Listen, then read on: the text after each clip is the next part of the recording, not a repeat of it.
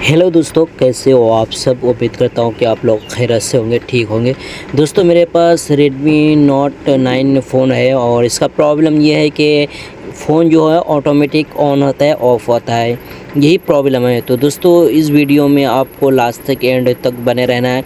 On of problem आता है, कोई भी फ़ोन आपके पास ऑन ऑफ़ प्रॉब्लम आता है तो आप किस तरह से ठीक करेंगे, किस तरह से उसको रिपेयर करेंगे, फुल वीडियो को कंप्लीट देखना। ओके दोस्तों, फिर प्रॉपरली आपको समझ में आएगा कि ऑन ऑफ प्रॉब्लम आता है तो किस तरह से ठीक करना होता है। ओके दोस्तों, और हाँ दोस्तों, मेरे चैनल में पहली मर्तबा है तो प्लीज़ एक मरतबा लाइक करके सब्सक्राइब कर देना, और वीडियो कहाँ से देख रहे हैं कमेंट करके ज़रूर बताना, और वीडियो को ज़्यादा से ज़्यादा अपने दोस्तों को ज़रूर शेयर कर देना।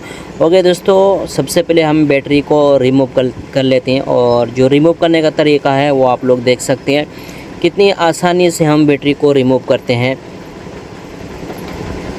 ओके दोस्तों, और दोस्तों सबसे पहले अगर ऑन ऑफ प्रॉब्लम आता है तो आपको ऑन ऑफ बटन जो होता है वो आपको सबसे पहले चेक कर लेना है। अगर वो प्रॉब्लम सॉल्व हो जाता है तो ठीक है, अगर नहीं होता है तो आप जिस तरह से मैं इस वीडियो में दिखाया हूँ आप उसी तरह से आपको फॉलो करना है।